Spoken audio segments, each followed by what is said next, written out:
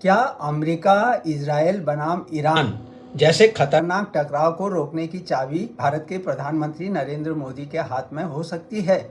यह सवाल आज सिर्फ बहस नहीं बल्कि वैश्विक कूटनीति का सबसे बड़ा केंद्र बिंदु बन चुका है, क्योंकि जब दुनिया दो खेमों में बढ़ती दिख रही हो, तब एक ऐसा नेता जो सभी पक्षों से बात कर सके वह असली परिवर्तनकर्ता बनता है, और यहीं पर मोदी का नाम सामने आता है। भारत आज उन गिने चुने देशों में है जिनके रिश्ते एक साथ संयुक्त राज्य अमेरिका, इजरायल, ईरान और खाड़ी देशों से मजबूत और संतुलित हैं। यही कूटनीतिक संतुलन किसी भी मध्यस्थ के लिए एक सबसे बड़ी ताकत होता है। हाल के तनाव के दौरान मोदी ने विभिन्न देशों के नेताओं से बातचीत की और स्पष्ट कहा कि समाधान युद्ध से नहीं बल्कि संवाद से निकलेगा। यही एक जिम्मेदार वैश्विक नेतृत्व की पहचान है। लेकिन असली प्रश्न यहीं से शुरू होता है, क्या मोदी यह कर सकते हैं या क्या उन्हें यह करना चाहिए? क्योंकि पश्चिम एशिया आज केवल युद्ध का मैदान नहीं बल्कि शक्ति, प्रतिष्ठा और संशय, पावर, प्राइड एंड पैरानोइया का विस्फोटक मिश्रण बन चुका है,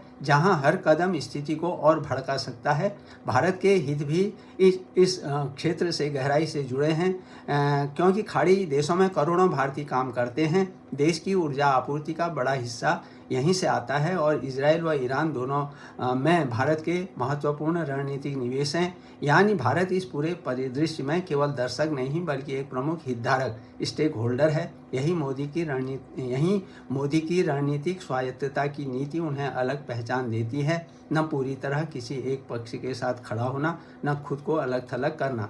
यह संतुलन उन्हें एक भरोसेमंद चेहरा बनाता है, जिनकी व्यक्तिगत समझ जो है डोनाल्ड ट्रंप जैसे नेताओं से लेकर खाड़ी देशों के शासकों तक फैली हुई है।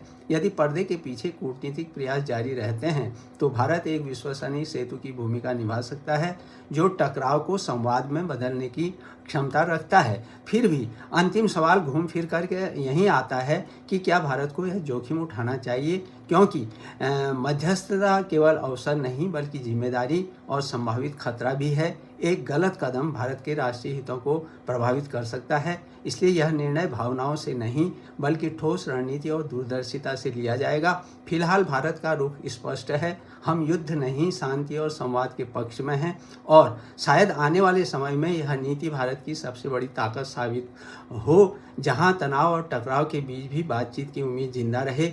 क्योंकि इतिहास गवाह है, युद्ध समाप्त हो जाते हैं लेकिन शांति स्थापित करने वाले ही सच्चे अर्थों में याद रखे जाते हैं। यदि आपको यह जानकारी अच्छी लगी तो इसे लाइक और शेयर अवश्य करें।